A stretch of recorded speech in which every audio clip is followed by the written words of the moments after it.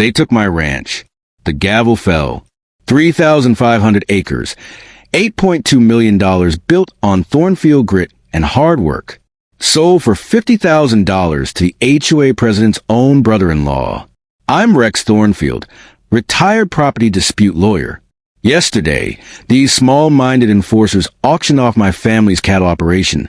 Started in 1952 for less than the price of a new pickup truck. All because of supposed emergency assessments that never existed. Tuesday, 4:47 a.m. boots crunching on frozen ground. Tractor coughing blue smoke. Cattle calling for feed. That's when I spotted their foreclosure. Notice nailed to my gate like a wanted poster. My grandfather built this place from raw desert and pure determination. Those people just declared war on the wrong family. Want to see what happens when you illegally foreclose on an attorney who spent 4 decades dismantling HOAs? By evening, I'll be filing documents that put foreclosure notices on their doors instead. Justice has a scent of fresh printer ink and retribution delivered cold. Ever had your HOA push you too far? Leave a comment with your location, whether Boots, Brooklyn, or Bali. The fight back begins now. 3 months ago, I was a grieving widower trying to find peace on the family ranch. Today, I'm ready to show an entire homeowners association why you never target a property lawyer's heritage. The Bart Ranch has belonged to the Thornfield since 1952, when my grandfather Ezra purchased 3,500 acres of high desert for what a decent car costs today. Back then it was nothing but sagebrush and rattlesnakes. But Ezra had vision and Depression-era hands that could turn dust into livelihood. He spent 2 decades building fences, sinking wells, and transforming barren land into productive cattle range. My father took over in 1978, grew the operation, and added the modern barn still standing. I grew up riding these ridges, learned to drive on the rough roads Ezra cut with a borrowed bulldozer. I met my wife Sarah at the county fair when she was judging 4-H events. She told me my prize bull had kind eyes, which should have warned me she'd soften me up. We raised our children here. Emma is now a corporate attorney in Denver. Jake serves overseas in the Army. Sarah and I plan to retire here fully. Perhaps add guest cabins, watch grandchildren learn to rope calves. Then cancer claimed her last spring. Suddenly, I was a 58-year-old widower alone in a house that felt too large and too silent. So I moved back permanently, sold my city law practice, and thought I'd heal where Sarah had been happiest. The idea was straightforward. Run cattle, repair what needed fixing, maybe finally write that legal thriller I'd talked about for 20 years. Then Sunset Meadows Estates arrived. Imagine this, 2019. A California developer spots our quiet valley and decides it needs upscale homes with mountain views. Overnight, my eastern boundary, 2 miles of prime winter grazing pasture, gets divided into half-acre lots priced at $300,000 each. Oversized houses sprang up like weeds after rain. I have nothing against progress. I've represented plenty of developers and understand the business. But these weren't local families building reasonable homes.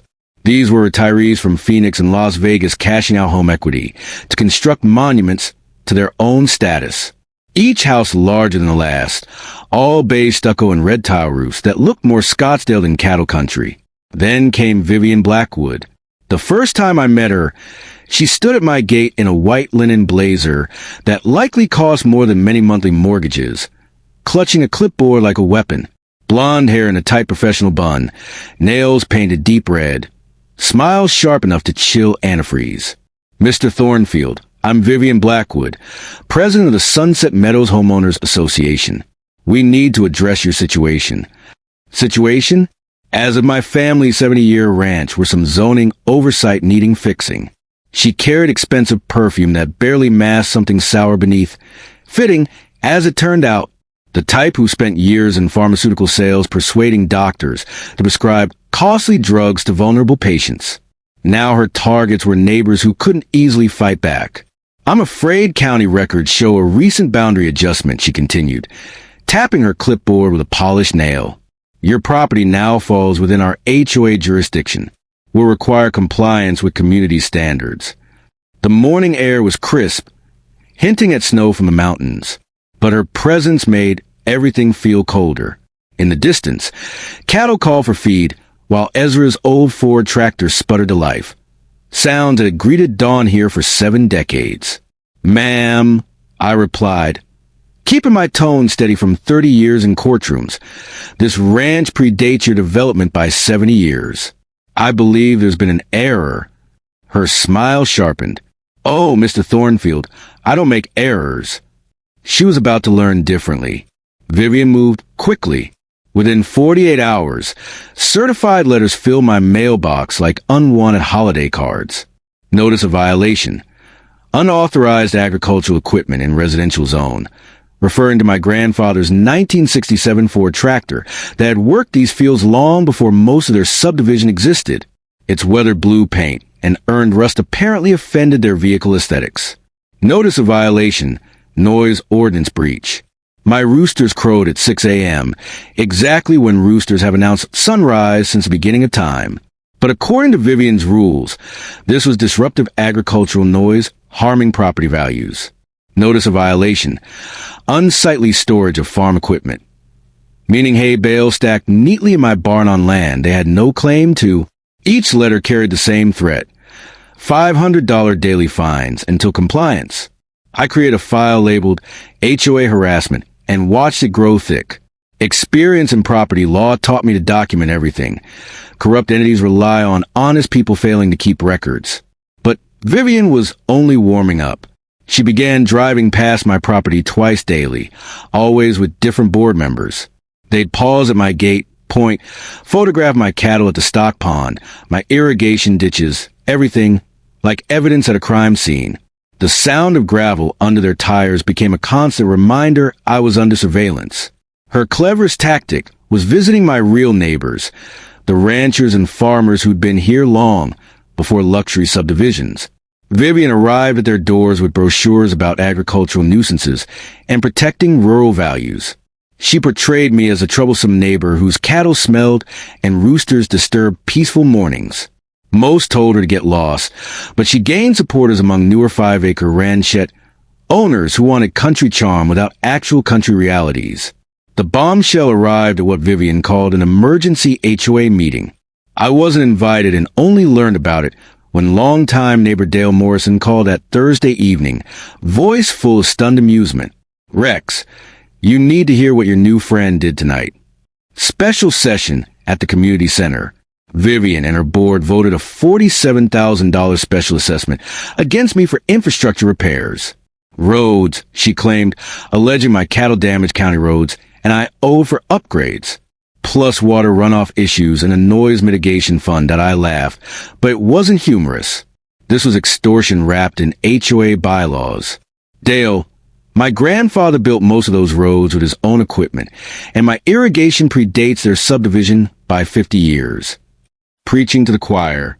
But they claim county approval because of boundary adjustments placing you in their jurisdiction. That confirmed I faced more than petty control. This was organized fraud, a pattern I'd seen many times in my career. The next morning, I attended their regular monthly meeting uninvited, carrying original surveyor maps and my grandfather's land patents. The community center smelled of stale coffee and tension. During public comment, I spread documents on their table and used my courtroom voice. "Ladies and gentlemen, I'd like to see legal proof this HOA has authority over property predating your incorporation by 70 years. Vivian's face drained of color. She shuffled papers uselessly. "Mr. Thornfield, the boundary change is public record." "Show me," I said calmly.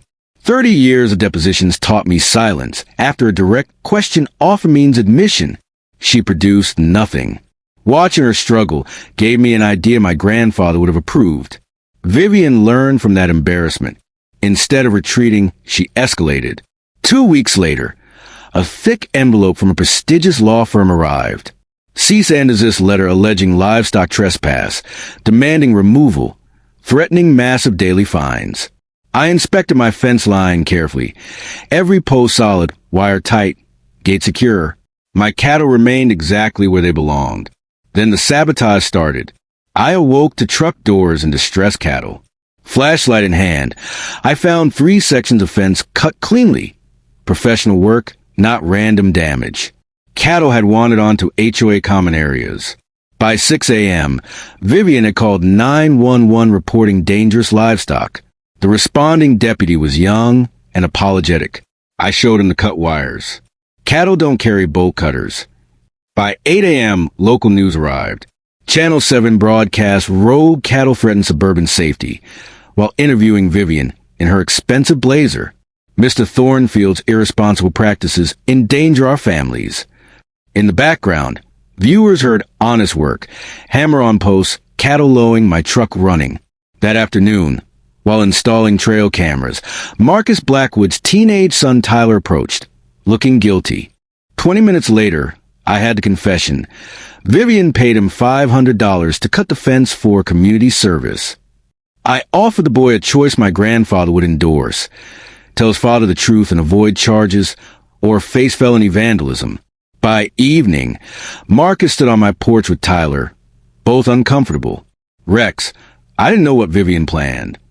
I appreciated the honesty, but warned this wouldn't stop at fence cutting. Vivian was playing a far larger game. Talking with Tyler revealed her methods, willingness to break laws and recruit others for dirty work. I needed to dig deeper. Vivian escalated again. Within a week, she initiated foreclosure proceedings. Certified letter.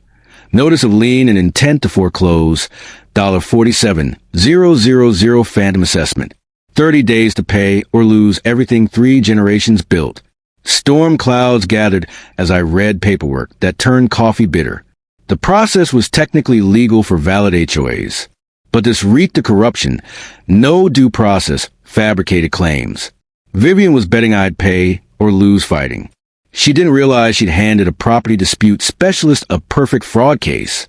While I prepared counterattacks, Vivian launched propaganda. Community safety meeting with professional flyers. Protect our families from agricultural hazards over a photo of my peaceful cattle. Dale attended and reported back laughing. Vivian used PowerPoint, contamination charts, noise maps, convincing newcomers my cattle were health threats. She announced my voluntary retirement auction the same day as foreclosure, turning theft into a graceful transition story. Local news ran end of family farming era, with misty tractor footage and Vivian explaining compassionate community help. But her arrogance gave me the opening. The auction had minimal notice, only 2 bidders, Marcus and a shell company. Marcus won with $50,000. I documented everything from across the street.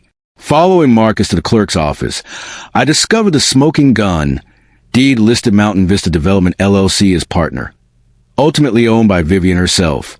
She used her brother-in-law as front for massive conflict of interest. Digging deeper revealed 3 other longtime residents foreclosed similarly. Properties transferred aboard relatives, later developed for huge profit. This was organized racketeering disguised as HOA governance. That night, insomnia drove me to public records. By dawn, I found cracks. Original HOA boundaries explicitly excluded my ranch, later amended with forged signature of deceased surveyor Harold Masterson. Further, the HOA owed $340,000 in back taxes while claiming nonprofit status. Operating clear for profit development. Every foreclosed property transferred immediately to board family companies.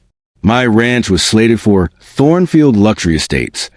This wasn't personal harassment. It was systematic theft of rural land. For the first time since Sarah's death, I felt fierce purpose. Vivian had targeted the wrong opponent. I assembled a team, daughter Emma, former partner Jasper, HOA destroyer extraordinaire, brother-in-law Dale, retired detective PI, and title company owner Janet. War room in my kitchen, coffee, documents, surveillance gear. Discoveries poured in: Vivian's prior pyramid scheme fraud, board embezzlement, unexplained wealth, shell company millions. The weapon: Arizona Agricultural Preservation District with eminent domain power. 4 sales at agricultural value, $1, 200/acre. Meaning half-acre McMansion lots worth $600 instead of $300,000. Perfectly legal symmetry. Vivian sensed danger and went scorched earth.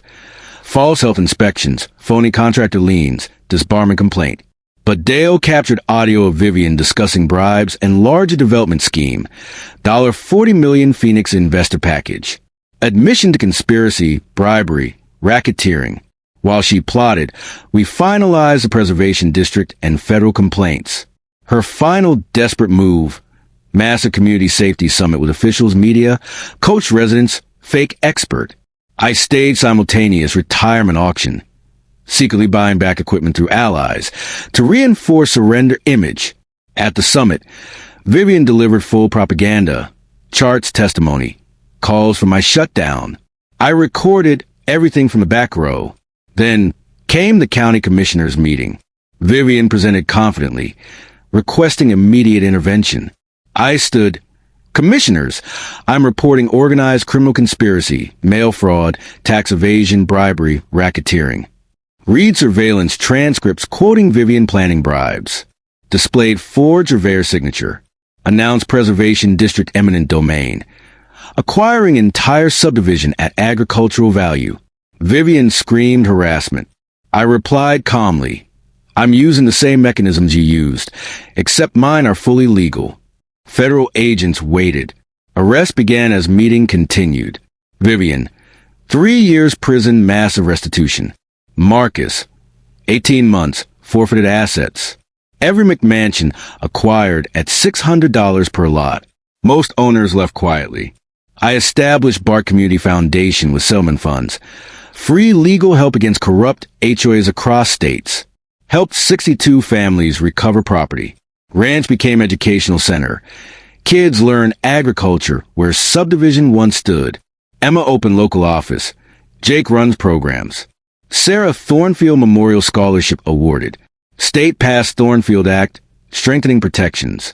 Movement spreading. Bullies rely on good people accepting injustice. But when you've lost what matters most, the greatest victory is ensuring others never face the same theft. Your HOA causing trouble? Comment your story. You may have more rights than you realize. Subscribe for more stories of ordinary people defeating corrupt systems with determination and proper legal paperwork.